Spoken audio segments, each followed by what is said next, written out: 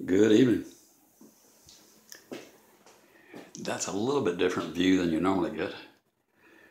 Normally when I show my mounts and stuff, you're looking from the other side into this room, or the reflection I should say. But this window where my mounts hang on the outside and where I normally film, on the other side of that room is this is a other side of my shop. It's a welding room. They're going to take the high voltage electrical out of here tomorrow.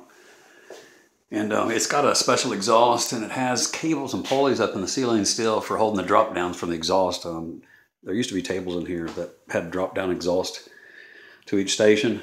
I used to do a lot of restoration work on Harley Davidson's older bikes, older bikes, and fabrication, that kind of work. As a hobby, it wasn't my vocation or anything. It was just another one of my hobbies. I had a lot of hobbies. Anyway, I don't weld anymore. And this room is a sealed up room because welding fumes are extremely, extremely dangerous. I don't want to get into that either right now. Anyway, this room it's solid wood. It's insulated very, very well. It's sealed up. The exhaust goes straight out the ceiling, out the roof of the building, of the shop, out the peak of the roof. So there's no exhaust can get into the building or fumes can get into the building. It has a very, very strong exhaust. Now, there's a couple of valves and dampers that I can turn that will recirculate this back into the room if I need to keep it as a closed system. And that's what we might do, because that way I can maintain the humidity in here, I think, a lot better too. It has a concrete floor, and I'm going to get it sealed up, and I think that'll make a big difference. I'm trying to think what else. Cedar siding on the other side. It's big, and I don't have any light on in the room, but you can see the natural light. It's about 7 o'clock in the evening here. But you can see the natural light that comes out of this window.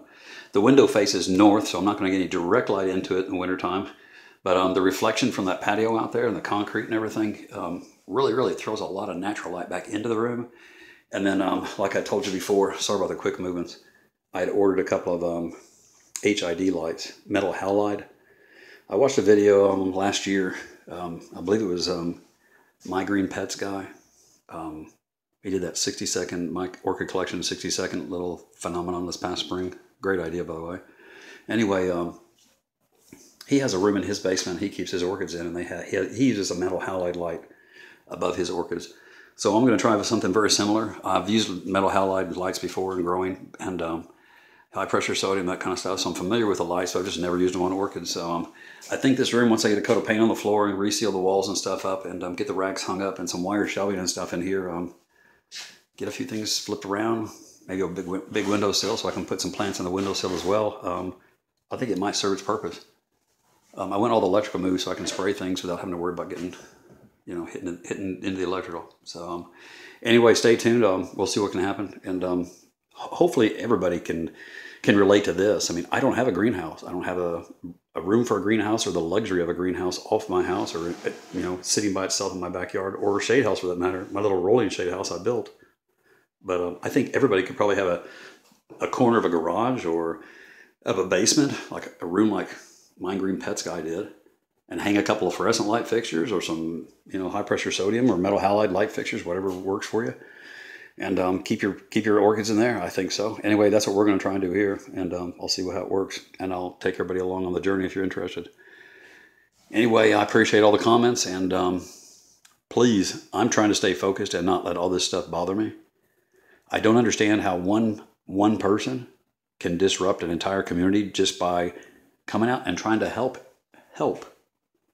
That's all I did. But there's so much animosity towards me for, I don't know. I don't understand it. Because I'm trying to help? I don't know why I threaten everybody. I don't know why everybody feels so threatened and feels like they have to come out and defend their channels and defend themselves against me. I haven't said anything to anybody. I haven't said anything. I've had to block so many people because I get so many mean people commenting to me and sending me shit. All right? Anyway, I'm trying to stay focused. I hope you guys are too. Ignore it. Clean out your subscription list. Get rid of those people who are, just being cruel and just keeping cruelty and negativity around you. Just get rid of them. Sincere people, they'll fix things when they fuck up. They know how to send messages. They can send messages. All right? I'll catch you later. Everyone have a good evening.